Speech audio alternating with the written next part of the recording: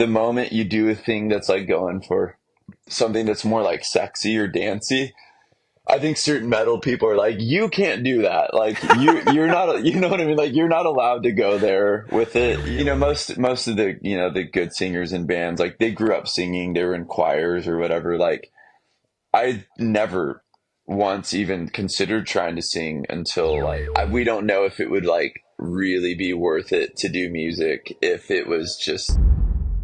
Silent Planet are one of the most respected bands in the metal scene today, having released several albums that are hard-hitting and creative, and that trend seems to be continuing with their most recent album that came out in 2023 called Super Bloom, and their most recent single, Mindframe, which has continued as well on that brilliant trajectory. And I'm so lucky to have the chance here to chat to vocalist Garrett Russell of Silent Planet during their headliner tour of the UK. Thank you very much for your time. Now, I was lucky enough to see you a year ago when you supported Polaris on tour. What is the difference in your approach when you're thinking of the songs and the set list and how you're going to put together a show for a headliner versus a direct support? Or are they kind of a similar approach for yourselves? Good question. I would say it's different. I think when we're supporting a band, and obviously typically it's a metal band because that's, you know, the genre that we're in, we're usually looking for like a very energetic set, one that doesn't really require someone to be familiar with our work or be like, I guess, invested. I think when we headline, we get to sort of show the full kind of range of who we want to be as a band, if that makes sense. Because I think we've always wanted our albums, and some songs in particular in the albums, to kind of have a cinematic feel to them where they take you down and they take you up, and there's, you know, kind of like, you know, there might be like a 30-second dropout, or on this headlining tour we're doing like this like rendition from Interstellar from the Hans Zimmer soundtrack where we like have like a full band like instrumental like build up thing that we do. And I think Nice. I think that at our core, like we want to be a metal band and also like, I don't know, something else like a post rock band or it's something. Yeah. I don't know. And you know, when you're supporting and, you know, like people are there for an energetic metal show and you want to be a good support band, not just for the fans, but you want to like, you know, give the headliner like the like keep the energy going. We don't do as much of that stuff, I think. Just one, because you know, it's like people aren't really there for that. And two, you know, if you only have a little bit of time, you just kind of like, you know, play all the bangers and keep going. So I really like headlining. It allows us to sort of do that and take people on what I hope feels like a journey. I don't know if that sounds pretentious, but you know, we want to be more than just like a mosh band. Honestly, I mean, we're not really a mosh band. I wouldn't say like we're not like a band. I see people like kicking each other's ass too very often, but if we are a mosh band, I guess we play more of a mosh set when we're, you know, supporting. Sure. And that's in keeping with your albums, because as you hinted to there earlier on, it's very much about storytelling. And some of that will take more time, or at least, as you're saying, have the audience that's invested in allowing you to tell a story in a unique way live. So it must be kind of challenging to go like, how do we put out just bangers where we like the threading between of songs? Exactly. All right, cool. One of the other things that sets your band apart from others, I think, is the lyrics in particular. I mean, not only are they packed with, you know, all kinds of meaning and offerings of perspective, but even just the language itself that you put together, it's not really like modern conversational language. It's very poetic and lyrical, but not just because they're lyrics. There's something descriptive and visual about them. How did you find your lyrical style in the way that it is? Well, first of all, thank you. That's kind words. I I so I was my undergraduate degrees were in English and philosophy, and you know, I had the privilege of, you know, getting to learn from some great, you know, professors who spent their life studying the texts that sort of shaped the world, I guess. And so I mean, like anyone, I guess I've wanted to integrate that into my writing. Not saying that I've ascended to the heights that those authors have, but I think I've wanted those authors to influence me. I think some people when they're writing lyrics have a weird thought of like everything has to be original and come from my brain, but nothing's fully original. Like everything that we do creatively is usually like splicing together our influences. And so I think that studying that, I'm aware of the influences, and I try to be selective about what influences show up depending on the song, depending on the subject, depending on the mood. And I would say my biggest lyrical influence as far as like a musician has definitely been Aaron Weiss from Me Without You. Um, Ah, and it's pretty interesting, like how many people have been influenced by Aaron, whether it's like Haley from Paramore, very, very influenced by Aaron Weiss. One time I was talking to Micah from Mo Sleeper, and we like realized that that was our biggest influence. And it's funny how many people have been influenced by Aaron's lyrical writing.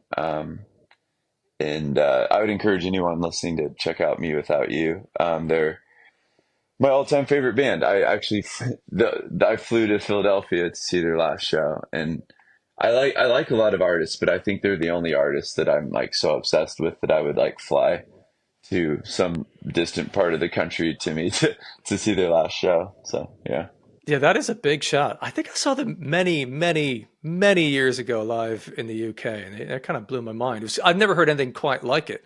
it's very Um, unique. Yeah. yeah. And the other thing, when it comes to lyrics, like your lyrics are very considered anyway. But there was a particular song when I was checking out Everything Was Sound called Redivider. And there was a comment Hmm. going, oh, it's amazing that it's a palindrome. And I was like, yes, but there are lots of palindromes. Sure, Redivider, the word is a great little palindrome. But then I realized they were talking about the song, and I thought, no way. No, no one would do that. I looked up the lyrics, and sure enough, they are a total palindrome lyrically. When you had that idea, did you think yourself that might be impossible, or did you think, no, I got this? This, I'm sure I can make this work. I definitely thought it might be impossible. It kind of worked out because when you're writing an album, you have like, all these different tracks you're working on. So it was kind of nice because it was like using a different part of my brain. Like so much of the lyrical writing is like emotional, like super creative, whatever. And that felt a bit more mathematic, like you add a piece, you take away a piece. It felt like a puzzle. Um, and so it was nice because anytime I'd get like kind of burned out on normal lyric writing, I'd be like, oh, let me screw around with the palindrome.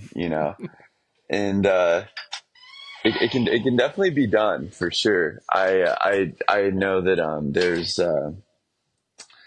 yeah I it takes time, but like anyone can do it. I really do think so because I'm not like some mathematic genius or something. I wasn't like 9 years old going to college. I'm a pretty normal person, I think. So well, I don't know.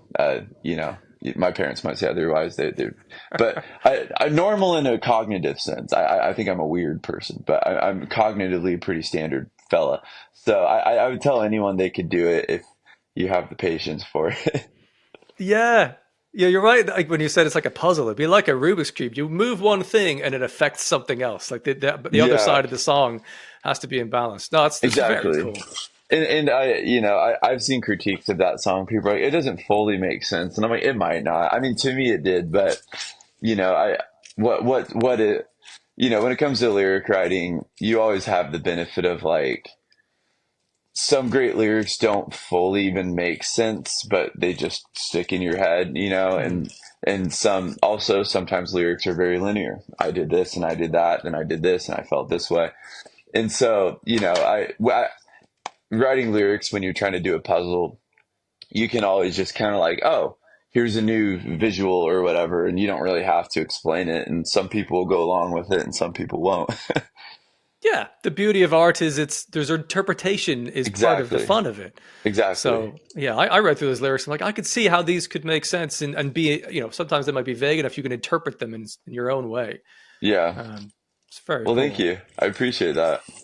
Oh yeah, no, it's quite a feat. that one in particular. And another thing that interested me about your lyrics is the delivery of them. You have so many different vocal delivery techniques to your disposal. Obviously, you've got singing, you've got screen vocals, but you also at times will do more of a spoken word poetry thing. How do you decide whether a particular lyric would lend best for having a melody carry it through? Do you have a kind of consistent process for deciding that, or does it entirely depend on the song, the section, whatever that thing is? Is yeah, very dependent on the music. We are like a lot of, I think like most metal bands, it starts with like an instrumental. I'm the least musically talented in my band by far. I'm gifted to be in a band with people who I think are supremely musically talented, and even if this band was to end, it would be a real crime if they weren't, still doing music for a living. I'm kind of just like a person who likes to yell. And so sometimes, when songs are being written, I'm like, oh, like, we should change into something like that. And I try to mouth riff something, but like, I'm not going to grab a guitar and write something, type of person. I wish I was, and I'm slowly kind of working on that, but I honestly just, I give my feedback, but the primary musical driver, Mitchell, and our drummer Alex does a lot with the rhythms, and our new member Nick is getting more and more involved as well as on the recent record Daniel Brownstein, and future stuff probably Daniel Brownstein. But so you end up with a song, and then just kind of like based off of how you feel, you sort of like try to follow the feeling into where it brings you. Right. You've hinted at the process there, which I'm interested in as well. Is it generally then that you will be given a set of like demos of sections musically and rhythmically, and then go, put something over the top of this? Or does it depend? Will you sometimes go to them with an idea for maybe a melody, and then they'll build something around it? Yeah. So more recently, I think the vocals, as far as like how I deliver it, has become more collaborative. Because we wanted to push ourselves to try some new stuff. I think after our fourth album, Iridescent, came out, we felt like there was like we had kind of gone as far as we could with the same sort of approach to musical writing that we'd used for the first four albums, and we wanted to really expand ourselves. And so I think with Super Bloom, we were experimenting with, in some ways, like more just like straight up like caveman heavy sort of approach to stuff. And in other senses, wanted to stretch myself vocally to like, okay, normally you would yell like a whole stanza of poetry here or something, but what if you sang instead, and that wouldn't have happened without Dan Bronstein, our producer, who it's crazy. We've been friends and working together for like 13 years now, which is insane. It started like in his childhood, like bedroom, and, moved to a studio, and now I feel like he's a pretty well-known producer now. Especially with the success he's had with like Spirit Box and Dayseeker and a lot of other bands. But, Dan really pushed me when our previous bassist, who did a lot of singing, Thomas, left the band. We're still best friends with him. He had a kid and wanted to be a present father, which I think is the coolest reason to ever stop playing, touring. So,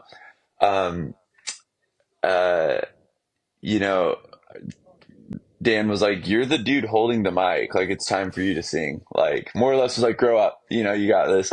And thanks to Melissa Cross, my vocal teacher, I wouldn't say I'm a great singer, but I do have some concept of, I guess, what I'm doing. So, yeah. Sure. Yeah, I've seen you live. You can sing. That's sort of the case. I have moments. I've some days I'm like, shit, I don't know if I can sing, especially when you're like 5 days in a row on the tour, Of course. But yeah, I think thankfully I do have some concept of it. And I before Melissa, I really was pretty hopeless, but she really kind of taught me what's going on.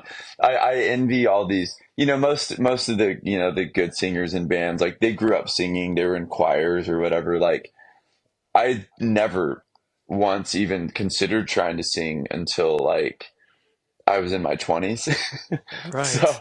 I'm very late to the party. I was literally tone deaf like 5, 6 years ago. Like I Gosh. couldn't follow a piano up a scale until Melissa. So it's very new to me. So, but it's fun. It's in some ways, I think maybe I'm even more passionate about it than I would be if I would have grown up with it. But on the other hand, I don't have that like natural coordination, because I spent my whole childhood playing. I was convinced I'd be in the NBA. I was really good at basketball. I was not good enough to be in the NBA, but nor was I tall enough. But I was, it's funny, like the moment you let me go run or jump or climb things, I'm like, that's what I'm naturally good at, catching and throwing. But musical stuff is it's very new to me. A lot of my friends from high school, like, or just even like acquaintances will like have messaged me like, you're doing music? Like you were like the basketball jock person. I'm like, yeah, I guess things changed.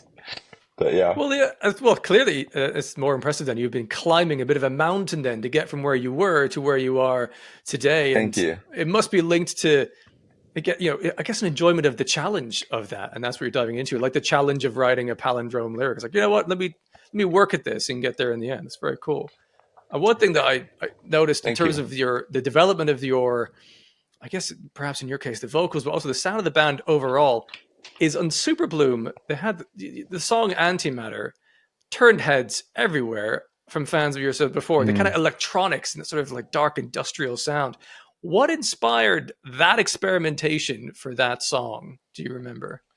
Yeah, I remember actually we were all uh, Alex, Mitch, Dan, and I were all in a room, and one of us, I don't remember who, was like, Let's start a song with more electronically," because when you're a metal band, it always starts with like, "What's the riff?"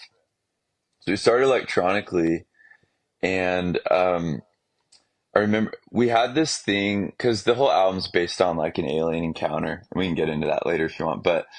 Um, So we were playing different like sci-fi movies. Like Dan has like, his setup and then above it had like a TV monitor. So we just have random sci-fi movies playing. And a Scarlett Johansson movie called Under the Skin, I think it was called, was playing. And in the movie she like abducts men. She drives around Britain and abducts men and in like they follow her into like a dark pool and they slowly like get submerged under it. And so as that was playing, Under Your Skin was going, and it fits so well with like this like city lights of this lady abducting people. And so that was playing, and that's where I got like, I was like, I will follow blah blah blah time in over my head. Um, and so we wrote the first half of that song, and then like a few weeks later, we were on tour, and our van flipped, and we almost died. And then I got home from that, and I was like in over my head. I was like, oh, whoa, we flipped. And so that song kind of has a weird dual meaning of like being Gosh. in over your head, or like this kind of fatal love story, but also is about like a real near death experience. So kind of strange how that all came together, but um, God, I, yeah, I I saw really that do that story. That believe that, was you know, yeah, it's strange. I really do believe that like um, so much of making songs and writing is just being available to the moment that you're in and listening, and instead of kind of having some like preconceived agenda of what you're supposed to be doing. sorry. I think we might have a bit of an I'm that internet lag issue here. Oh, I think that one guy says it's like being an antenna. What's his name? He's like the producer that doesn't do music but just is creative. Forget his name. Rick Rubin. Yeah, Rick Rubin. He calls it like like antenna, and I think that's very accurate to my experience. Okay. Yeah, because that, I mean, that song was fantastic. I absolutely loved that. And I was noticing in Thank you. Mind Frame for me is seems almost like a continuation of that sort of electronic dark sort of sound. Are you now playing more in that space as you go forward? I think that, yeah, I mean, we've always enjoyed that. I think, but even before the success of Antimatter, like, if you would have looked at, especially Mitch, who writes the music, if you would have looked at like his most played, it would be like a lot of stuff I can't remember because a lot of it's Mitch listens to like unironically like some pretty abstract stuff, like not just to be cool, but he just like he loves Bjork. He actually loves Bjork. Like he Okay. listens to Bjork all the time. Not just to say he listens to Bjork and put it on his Spotify rap, but like I've come upon him at like 2 a.m. just listening to Bjork. Uh, but also like he listens to a lot of electronic stuff. Like I know like he likes a lot of like rival consoles and health and stuff. And so I think that I think he always wanted to do it. He just wasn't sure, like how to make that work with Silent Planet. And slowly, I think, because I think Silent Planet has a natural sound that we built over the first few albums that we don't want to lose as we do electronic stuff, Yeah. but we want to use sort of electronic music as a tool to like further discover what's in that sort of eerie sound, I guess, that we built, in our first albums. That being said, I don't think everything will always need to be super electronic, but I think also in a live setting, we've like added a lot of gear so we can do it live because we didn't Mm. ever want to like add a bunch of electronic stuff and then just like have it fully be like on a laptop. And so we're just like sitting there with our instruments not doing anything. So we've been able to build as we've been able to grow and make a little bit of money. We've been able to get more equipment that allows us to like still like play the electronic stuff, whether Mm. it's Alex on the drums or it's Mitch with like his different pads and stuff. So as time goes on, I think we want to be able to integrate that stuff more. I don't think necessarily everything's going to be super electronic, but I also think it's safe to say there will definitely be that stuff. And it's funny, like we have like several songs done, and Mindframe was definitely the most electronic of the three. And one was like a really emotional kind of more of like a rock song, and then one was like a really crazy like heavy shreddy one. And when we put out Mindframe, I saw some people like, oh, Silent Planet's forsaken their roots. They won't ever do the aggressive metal shreddy Oh, thing again.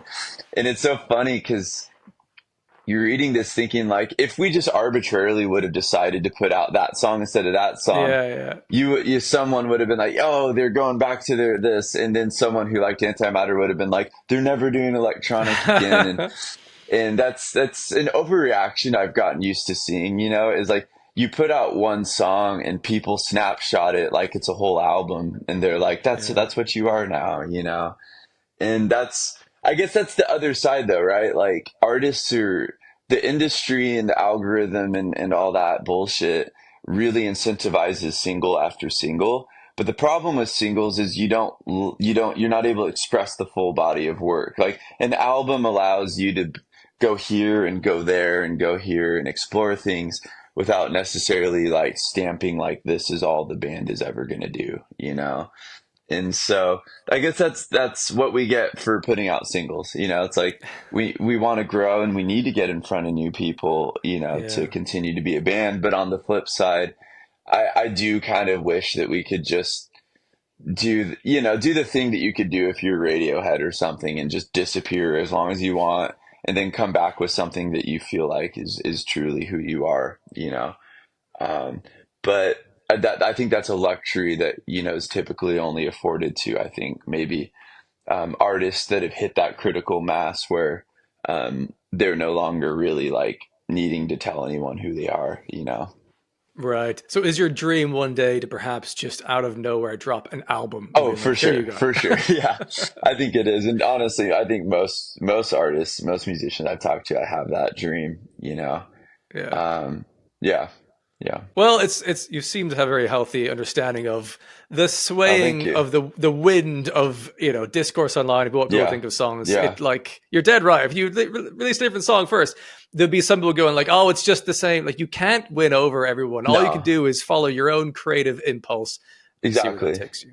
And like, yeah, with Mindframe, like we really committed to like an industrial song for just for a song, you know. Um, but because we committed to that, a lot of people are just like, they're an industrial band now. And you're just like, I guess if that's what you want to say, you can. It's not, you know, and I had this interaction. I made the mistake of getting on Facebook for the first, which is usually not a good idea, for a lot of reasons, politically especially. But I opened up Facebook and saw like a dude who was like an early fan of mine, and he's just like, "New Silent Planet song like is a snore fest. They're just ripping off Architects. That you know like it's not creative." Like I miss the old band. I'm so sad that it basically it was a very like there was a finality to it. Like oh you know this like the band's kind of gone. And I made the mistake of replying. I was like, I kind of knew this overreaction would happen, but like, you have to understand, like, we just want to do what we want to do. And there's songs that we're sitting on that if we put out, you would probably feel like we returned or something, but we decided to do that one first. And I get it. And his friends were pretty mad at me for, I think, replying. I thought I was fairly nice, but they're like, he's not overreacting. You just have to make better music. But Oh God. my point wasn't like that.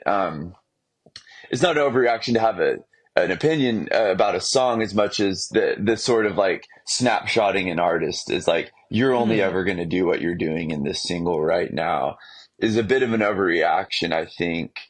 Um, but I know I realize that when you don't hear the other material that's on the back half, I can see how like you would assume, well, if they did this, then clearly they're just going to only do this. So, yeah. Yeah, and the idea that anyone could creatively go walk through a door from whence they could never return and go back to some other sounds is also daft. Like you could completely go in a direction for an album and then go back or go somewhere else. That's part of the fun of it.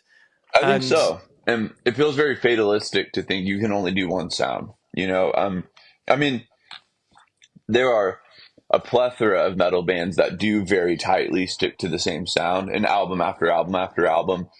You're not like, whoa, you know, you're kind of like, yeah, like you did that, but you know, slightly different. And there's no knock on that. I mean, a lot of those yeah, bands that do that are infinitely more popular than my band has ever been. So like, I I just know for Silent Planet, we maybe to a fault don't really want to write the same song twice, you know? So that um that does come at a cost of you we know we're going to alienate some people because like if someone's like, "Oh, this song on your first album is the best song ever." Like they might be disappointed because we're not in the business of like, can we just replicate that yeah, again? You know, can we structure it the same but change the riff and change how it, you know, rearrange it? Um, and so I could see how for a business that might be the way you're supposed to do things. It's just like we love being able to do music, but it's also it takes a lot from you, and we don't know if it would like really be worth it to do music if it was just we felt like we like are not allowed to like express ourselves in different ways anymore. Does that make sense? absolutely. Because it isn't just a business decision. It's art. It is part of Exactly. your identity. It's who Exactly. you are. It's how you want to express yourself. And as you said, it's okay for bands to do the same thing album after album. If Oh, that's what they totally. want to do creatively, go Totally. for it. Totally. Totally. And there's nuance in there, you know. I mean, maybe from the outside looking in, I hear a metal band that seems to do the same thing every time, but I'm sure within the process, there can be distinctions, you know, that maybe Yeah. only like the biggest fans would catch. But yeah. Oh, for sure. And for what it's worth, I fucking love Mindframe. I think it's incredible. I love Well, that thank you. sound. It was And fun. yeah, I go. enjoyed it. It was like, I know, I think part of the reason that song was so divisive is that the, it's not even musically, it's more the mood of it. Because the song, almost all of our songs have this like sad desperation to it, sort of, where you're just like Yep. holding on. It's very like, it has this sincerity because it's so like passionate. And I saw a lot of people say, I feel like they felt like Mindframe was insincere. And I thought about that. And I I reckon part of that is because the mood of it was more like I wanted to write a song about what I see as the rise of fascism around the world, and especially in America. And the way that that happens through people being disconnected from each other because of their phones, and people's consciousness being sort of groomed by an algorithm. And but like, I wanted to do that like you're at a dance party where it's like, oh, this is fun. We're just like having a good time. Because I wanted to like, I wanted I almost wanted the like lyrics and the like the presentation to be different, and that juxtaposition to represent what I think the algorithm is. It's very like sweet and inviting and stuff. And so we wanted it to be like dancey and sexy, but this like what's underneath it and what's being screamed is like escape it, escape it. And Yeah. then the chorus is like, come on, bring me the virus, you know, and wanted to sort of have a song that was almost like at war with itself, if that makes sense, or juxtaposing. So Yeah, which is yeah. that's a fun puzzle to try and do, and also not ineffective. Like just because something is a different emotional tone does not mean it's insincere somehow as well. Yeah, and Um, that's how I feel. But it was interesting because I think the moment you do a thing that's like going for something that's more like sexy or dancey, I think certain metal people are like, you can't do that. Like you're not, you know what I mean? Like you're not allowed to go there with it, you know? Or sometimes it's the simplicity. You know, I think sometimes people hear simplicity and they're like, oh, they're just phoning it in. They're not trying to be creative, you know, where in reality, to me, I think that that can sometimes feel like the most creative thing to do is to like go for an utter simplicity, but try to pull it off. Because sometimes I find sometimes the more simple you get, the harder it is to pull it off without it just Absolutely. being boring. And maybe it was boring for people, but it wasn't for us, so we put it out. That's the main thing, as long as you're Yeah. following what you're creatively interested in. And writing simple moments is difficult. Considering what notes not to play, what moments not to put in there is hard.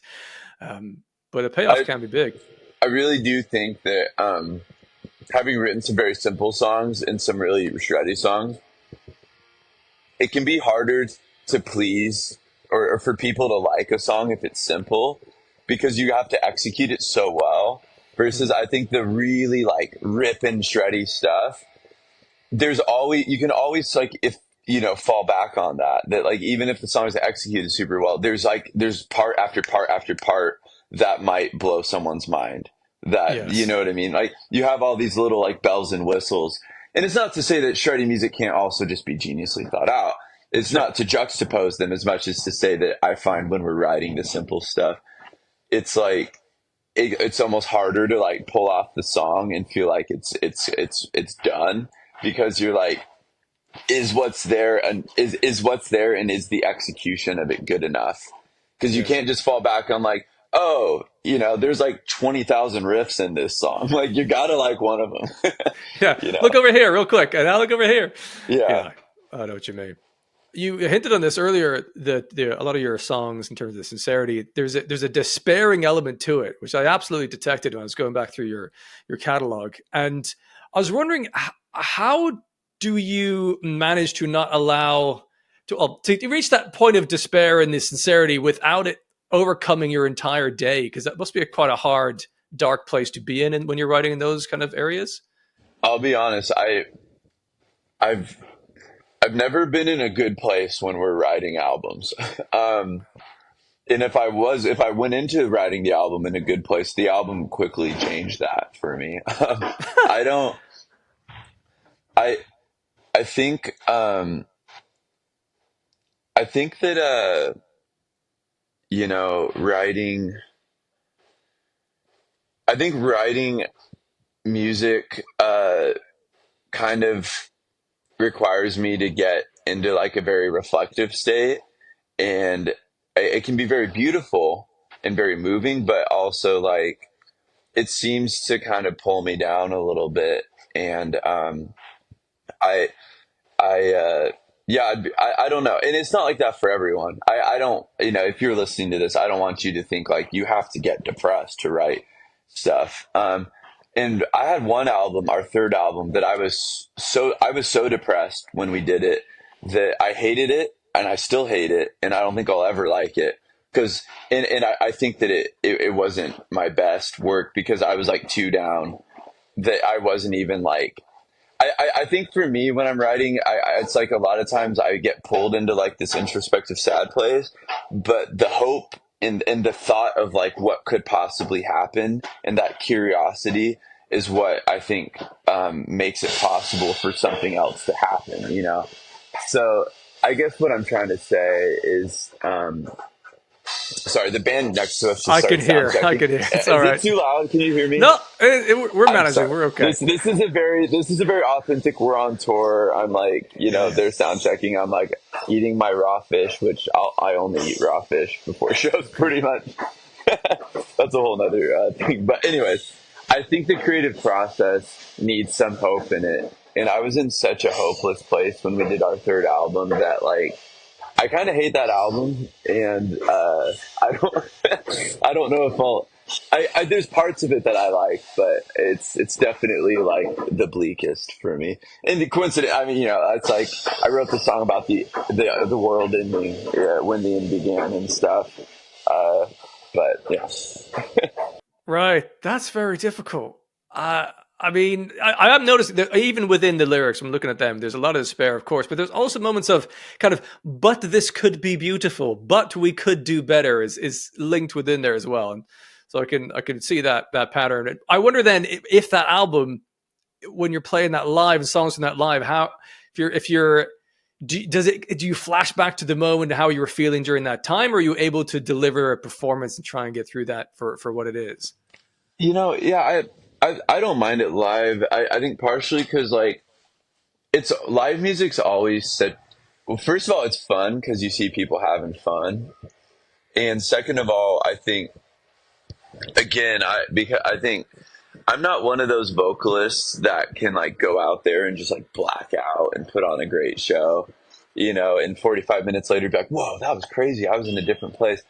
I think I'm so new to singing and stuff that a lot of times I do have to like sort of have check-ins during the set. I'm like, am I breathing like correctly? Like, oh, my throat hurts. I should probably like chill out. And so I think that there's also just a technical aspect that, for better or for worse can sort of, keep me from getting like too far down the emotional rabbit hole live. I think also just with touring, I try to stay as like positive and like slow as possible, if that makes sense. Like I try to just enjoy what's in front of me, and I try not to get too in my head, because yeah, I just want to stay in that like relaxed state, I think. And so I I don't I think I'm like happiest on tour. I'm I'm insufferably an extrovert. I love people. I can't. I've been told before or by musicians. They've been like, they're like, I don't know, like how you had the energy to talk to people after shows and stuff like that. Like that's so nice of you. And I'm like, I'm not trying to like do anyone a favor. I like meeting people, and to me, I'm curious about like the people that like want to be at a show. Like like I want to get to know them. I'm just curious. Like I meet people that like work in like AI. I'm like, oh shit, what's that like? Or Right. someone's like a heart surgeon. I'm like, that must be so stressful. I ask them what they do. I meet someone who's 15, and they just like used our song to write like a paper, and I'm like, oh, like what's your English class like? What are you reading? I like to meet people, I think, and I think I'm curious about people. I Before doing this, I was a therapist, and so I think I've always.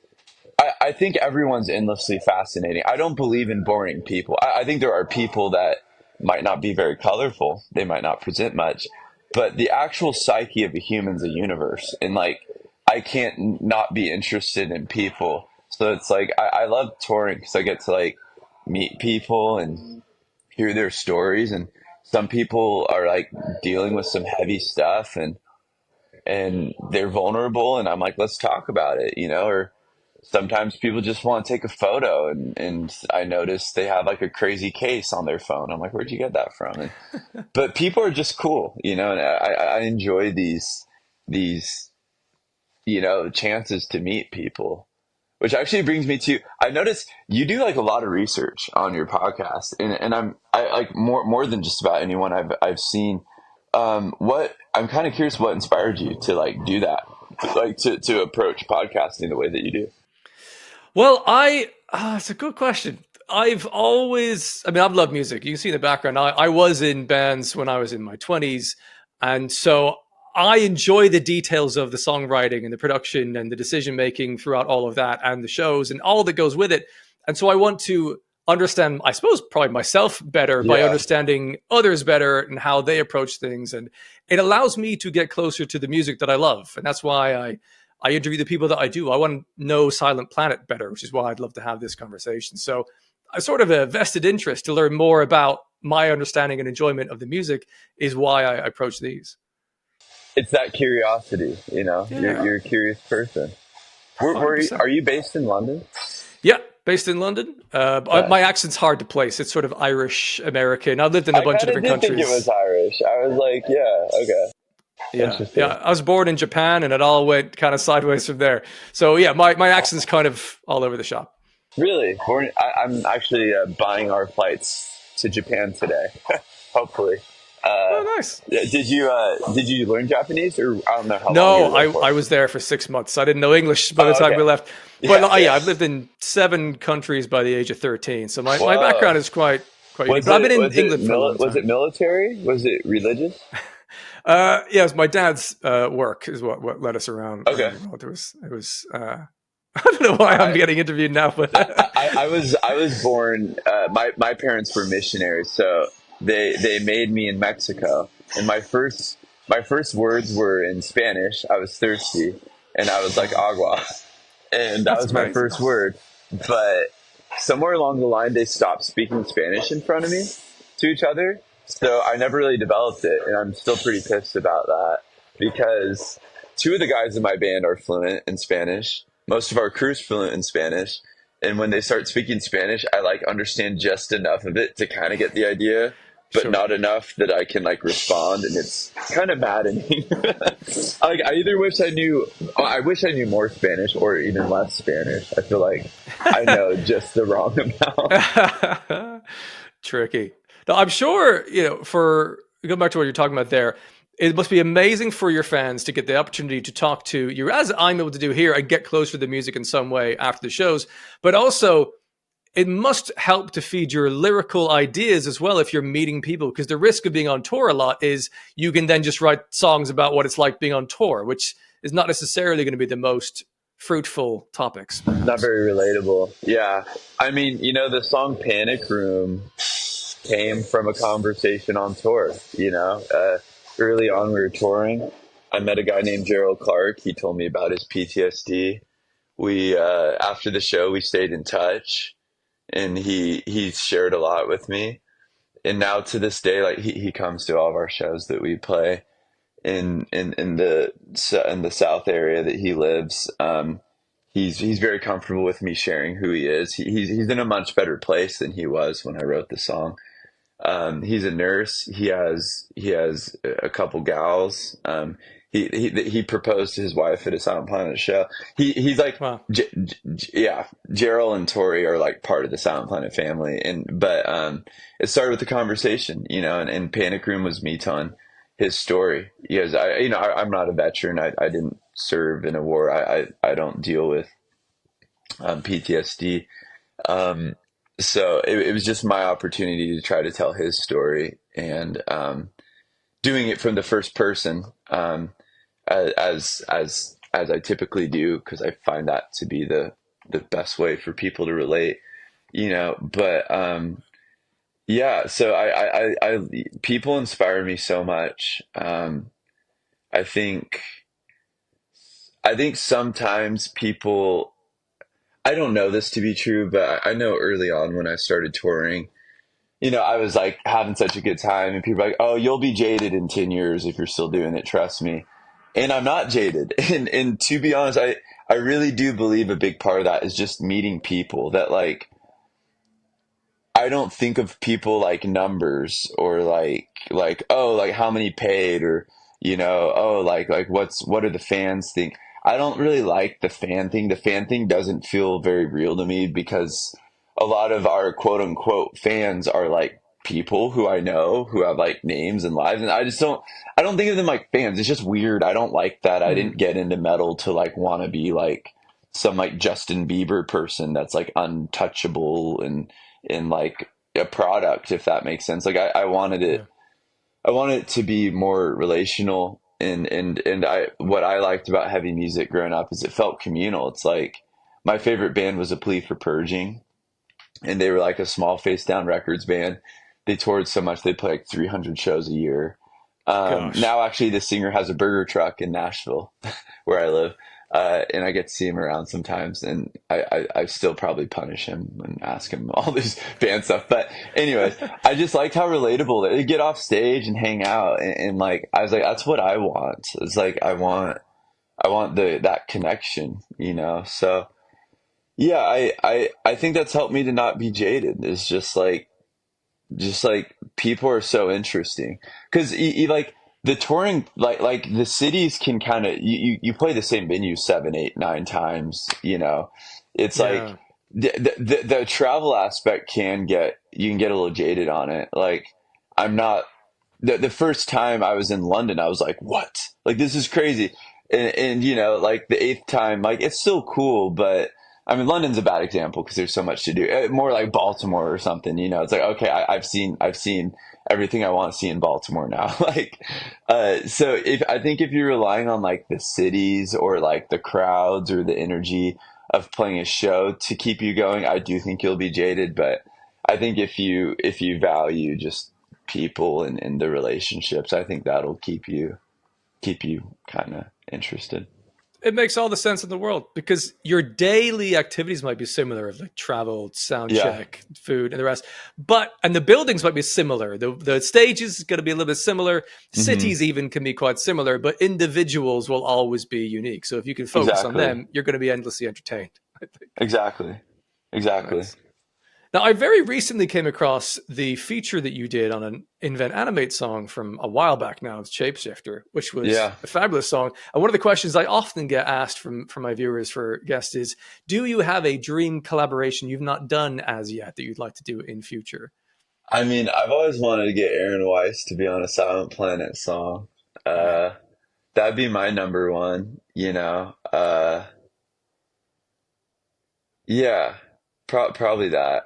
Um, it's funny you mentioned Invent Animate. By the time this is out, we have an EP with Invent Animate that we're collaborating on, the two of us. Right. Yes, I saw the social media post and I was like, that's Yeah, very interesting. yeah. And when does this interview go Well, live? it's a good question. I can clip this out. I mean, I was planning to probably put this out maybe like this week to help promote this tour that you're Yeah. on, but when No, is that's that? great. Well, yeah, we'll be announcing an EP in like later tonight, I think. Okay. Then, yeah, Um, we'll be glad to. and there will also be there's more actually after there will be even more surprises. We love Invent Animate. We've been friends for a decade, and I mean, as musicians, I we have so much respect for them and the work that they do, and yeah, I'm stoked. I'm really stoked Well, to be putting stuff out with them. that is a wonderful teasing way to finish off our conversation here. I'm conscious you've got the rest of your sushi to eat, I'm sure, and you've got other things to get ready for your gig I tonight. realized halfway through eating it, I think it's bad, so I'm gonna stop eating it because, Okay. and I might vomit. I don't know. I mean, I don't feel like I'm gonna right now, Okay. but I like ate a few pieces. I do this thing where like I like intermittent fast. Uh-huh. Not because I want to, but because I have to, because my acid reflux is phenomenal. Anyways, I eat a lot of raw fish because it's like the one thing that doesn't flare up my acid reflux. Right. But I'm realizing that this is kind of warm and kind of bad, so we'll see. If Okay. Well, we'll fingers see firmly where I end crossed. up. I'll have to find out how your Leeds gig goes later Hey, on. I'll let you know. I'll let you know. You know, if I see you in London, I'll tell you if the sushi made me made me Wonderful. retch or not. Sounds good. Well, thank you again so much for your time and the Thank you for conversation. having I've me. loved Thank this. you. I really appreciate you, Steve, and I appreciate you. You know, I been rolling with the punches of tour. I had to reschedule that other day, and I know Absolutely fine. there was like Mouse to Flames checking. I think in the back. I think they're on the other side of this wall. I think this is the best. This is the furthest from the noise I could get. We are not a super popular band in the UK, and that's all right. So we're just going. We're having these little tiny sellout shows. We just go into these, you know, 300-400 caps and pack it out. You know, Great. I think That's great. London will be bigger, and I'm really curious to see how that goes. But I'm just stoked to be here. I'm stoked to like. It's been cool. I've met a lot of neat people, and everyone on this tour has been killing it with the energy. And it's Vexed is from here, and it's Avoid's first time ever being in England. They're having Oh, so much wow. fun, and like Monster Flames is obviously so good, and they've been doing it for so long. So it's really kind of an honor to be on this tour with all these cool bands and people putting up with us for like an hour of wherever we want to take them musically. Very cool. I'm so glad it's going well, and I hope it goes smoothly from here on as well. Thank you again Hey, for your thank you, time. Steve. Appreciate you. Garrett Russell there from Silent Planet, literally finding a few minutes in between sound check whilst trying to have some food before their headline slot later on that night in Leeds. I hope you enjoyed that conversation as much as I did. Make sure you subscribe to this podcast if you want more interviews like this in future. I'll also definitely add some links in the description here to Silent Planet's Spotify and their socials so you can keep up to date with their tours and music releases. And it sounds like Invent Animate EP combination with Silent Planet coming out very, very, very soon, if not already out by the time this podcast is out. So do go check that one out. Thank you for tuning into this, and hopefully you'll tune into another episode of this very soon.